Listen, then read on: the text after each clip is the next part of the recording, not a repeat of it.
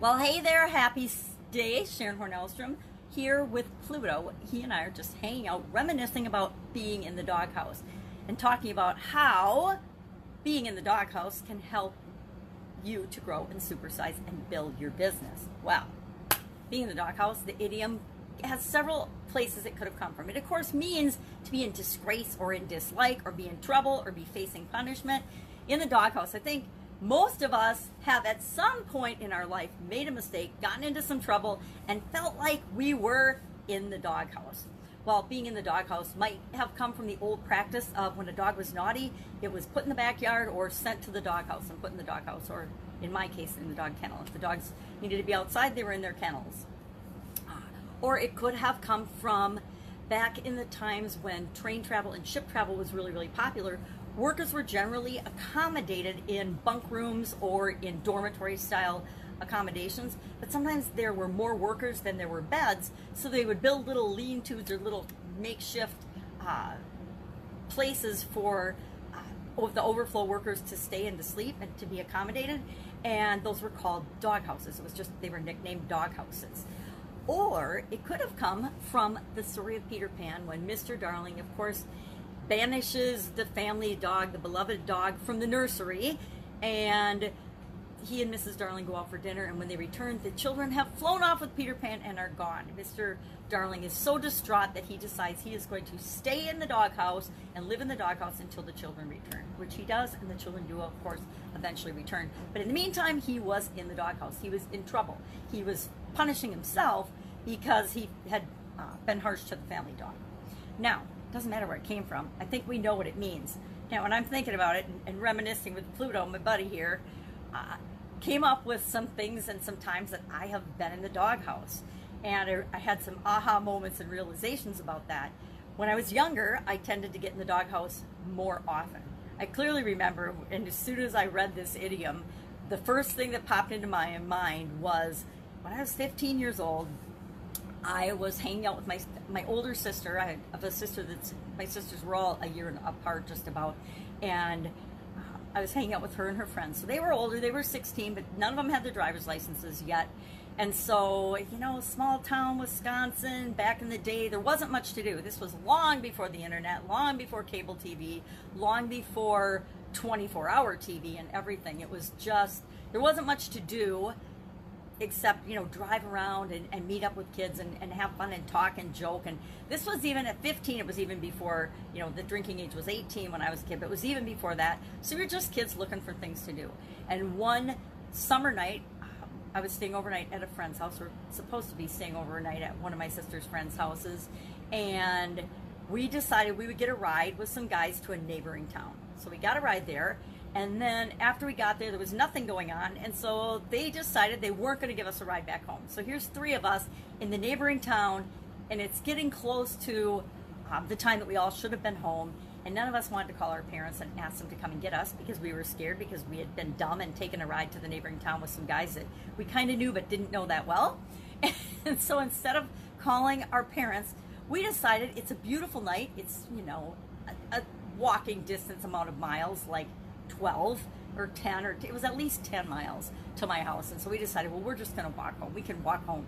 So we just started walking home in the middle of the night.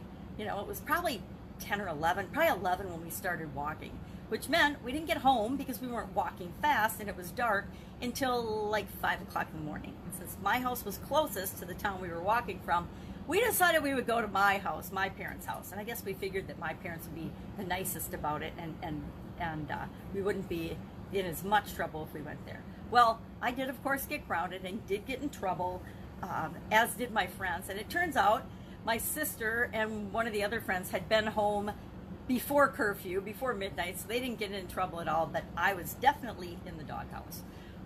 That's my biggest memory of being in trouble in the doghouse as a kid, actually. And I'm sure there were other instances that I was in more trouble, but I don't remember. This one stands out as the first time I felt like I'd really disappointed my parents by not using, you know, my common sense. Okay, well, how do we get common sense? By having experiences. I apparently needed the experience of walking home from the neighboring town to learn that you don't take rides if you're not sure how you're going to get back to where you want to be. In corporate America, I spent over a quarter century in corporate America. And I was one of those employees who would ask for forgiveness instead of permission.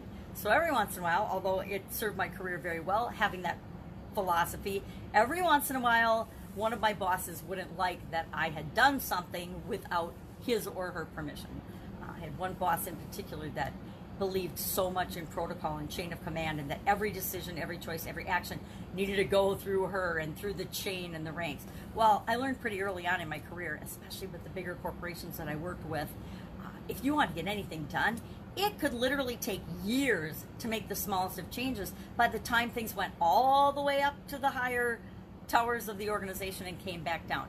And when they came back down, they were always very different than what you'd asked for in the first place, because they had to be analyzed for every possible outcome. So I learned that in corporate America. And then now, even though it gets me in trouble sometimes, I speak my mind. I speak up for the things I believe in, and I like people thinking for themselves, and I speak up against things I don't believe in. Violence, bullying, harming another human being in any way, shape, or form, I speak up against that, and I won't tolerate it. I won't tolerate it in my sphere of influence and in my life, and I won't let anybody in my life tolerate it either. And I have deep-seated reasons for that, but those are things that I will speak up against, whether it gets me in the doghouse or not. And sometimes it gets me in the doghouse. I made a comment about people bullying on a social media post and proceeded to get barraged with bullying. And I actually did a little social experiment on it. I was looking at my notes on that today. I'm going to write an article about that and share it, because the way human beings are treating one another nowadays, and especially during political years, it's unacceptable. And it's on purpose. The design, because don't kid ourselves in thinking it isn't designed, but there's a design to get all of us fighting against each other here in America during political campaigns, so we feel like we need our political leaders and we need our politicians to think for us, because we're not smart enough to think for ourselves. It's actually a strategy, and a proven strategy. So I say, no matter what, think for yourself and treat other people the way you want to be treated. So what does this have to do with growing our business? How can we use being in the doghouse to grow into Supersize and build our business?